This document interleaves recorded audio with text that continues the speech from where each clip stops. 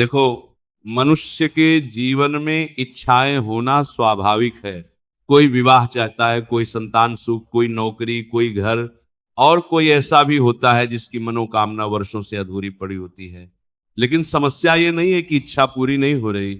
समस्या ये है कि हम सही विधि से ईश्वर को नहीं पुकारते। आज मैं तुम्हें कोई कठिन साधना नहीं बताने जा रहा, न कोई दिखावा, न कोई भारी भरकम नियम। बहुत सरल उपाय है, लेकिन श्रद्धा पूरी होनी चाहिए। हनुमान जी को जो मन से पुकारता है वह कभी खाली हाथ नहीं लौटता। अब ध्यान से सुनो, ये साधना 7 दिनों की है और इन 7 दिनों में तुम्हें केवल एक ही काम करना है।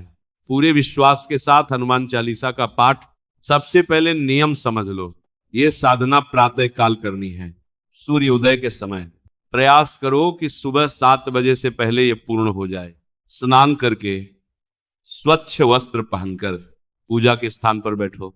यदि घर में हनुमान जी की मूर्ति या चित्र है तो बहुत अच्छा, यदि नहीं है तो मोबाइल में हनुमान जी का चित्र सामने रख सकते हो। इसमें कोई दोष नहीं है, भूमि पर बैठना उत्तम है।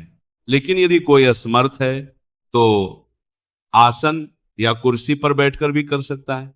ईश्वर भावना देखता है, सुविधा नहीं। प्रसाद में गुड़, चना या फल रख सकते हो। प्रसाद अवश्य अर्पित करना।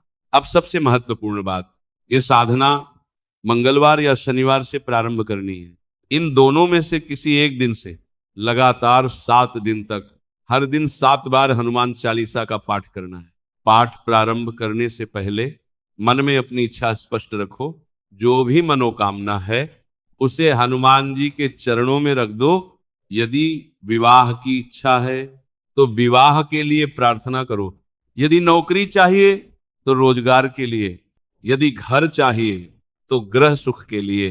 हर दिन वही इच्छा, उसी श्रद्धा के साथ। अब इन 7 दिनों में कुछ संयम आवश्यक है। इन 7 दिनों में मद्यपान नहीं करना है, मांसाहार नहीं करना है। जितना शुद्ध आहार होगा उतनी जल्दी फल मिलेगा।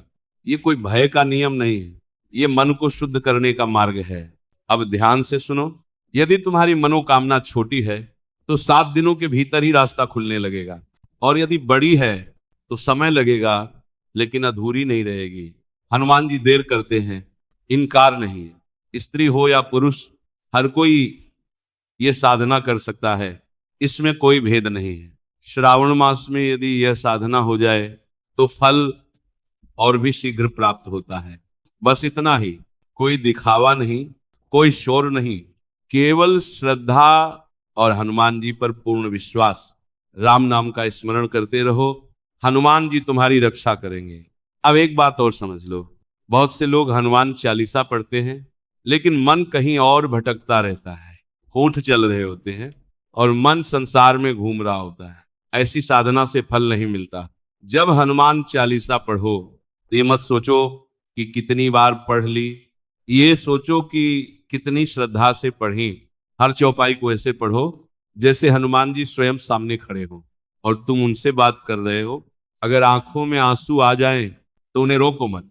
वह आंसू कमजोरी नहीं होते, वह आत्मा की शुद्धि होते हैं।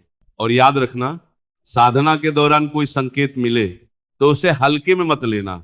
कभी मन शांत हो जाएगा, कभी अचानक कोई समाधान दिखाई देगा, कभी ऐसा लगेगा जैसे कोई रास्ता खुल रहा है। ये सब हनुमान जी की कृपा के लक्षण हैं। अब एक बहुत गहरी बात सुनो, हनुमान जी केवल इच्छा पूरी नहीं करते, वह पहले तुम्हें भीतर से मजबूत बनाते हैं। क्योंकि कमजोर मनुष्य को अगर मनचाहा मिल भी जाए तो वह उसे संभाल नहीं पाता। इसीलिए अगर तुम्हारी इच्छा में थोड़ा विलंब हो रहा है तो समझ लेना कि हनुमान जी तुम्हें उस योग्य बना रहे हैं। कभी कभी ईश्वर सीधा फल नहीं देता, पहले धैर्य देता है, समझ देता है और शक्ति देता है। और यही सबसे बड़ा वरदान होता है। इन 7 दिनों में किसी से झगड़ा मत करो, किसी का अपमान मत करो और किसी के लिए मन में बुरा मत सोचो। क्योंकि जिस हृदय में द्वेष होता है वहां भक्ति टिकती नहीं। अगर किसी दिन मन उदास हो या साधना करते समय आलस से आए तो भी साधना मत छोड़ना। उसी दिन कृपा सबसे ज्यादा बरसती है। और जब 7वां दिन पूरा हो जाए तो हनुमान जी को मन ही मन धन्यवाद देना, कोई विशेष कर्मकांड नहीं, केवल कृतज्ञता। फिर अपनी इच्छा ईश्वर पर छोड़ देना। मत पूछना कि कब पूरी होगी, मत गिनना कि कितने दिन हो गए। जिस दिन तुम छोड़ दोगे उसी दिन कार्य बनना शुरू होगा, क्योंकि विश्वास का अर्थ यही है, मांग कर भूल जाना। हनुमान जी तुम्हारी परीक्षा नहीं लेते, वह तुम्हें तैयार करते हैं, और जब समय आता है तो ऐसा फल देते हैं जिसकी तुमने कल्पना भी नहीं की होती। राम नाम का स्मरण करते रहो, हनुमान जी सदा तुम्हारे साथ हैं। अब एक अंतिम सत्य भी समझ लो, ईश्वर की कृपा कभी शोर मचाकर नहीं आती, वह बहुत शांति से जीवन में प्रवेश करती है। जिस दिन तुम्हारा मन बिना कारण हल्का लगे, जिस दिन किसी पुराने डर का बोझ अचानक कम हो जाए, समझ लेना कि हनुमान जी ने कार्य प्रारंभ कर दिया है। बहुत लोग कहते हैं कि हमें परिणाम दिखाई नहीं दे रहे, लेकिन वे ये नहीं देखते कि उनके भीतर का भय कम हो गया है, उनकी सोच स्थिर हो गई है और उनका धैर्य पहले से अधिक हो गया है। यही वास्तविक परिवर्तन है।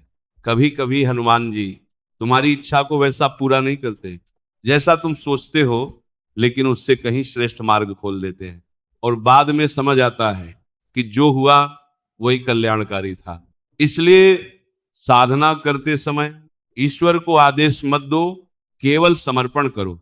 जो मनुष्य अपने अहंकार को हनुमान जी के चरणों में रख देता है, उसके जीवन का बोझ ईश्वर स्वयं उठा लेते हैं। और याद रखना, हनुमान जी केवल संकट मोचक नहीं हैं, वह संस्कार दाता भी हैं। वह तुम्हें ऐसा बना देते हैं कि संकट स्वयं रास्ता बदल लेता है।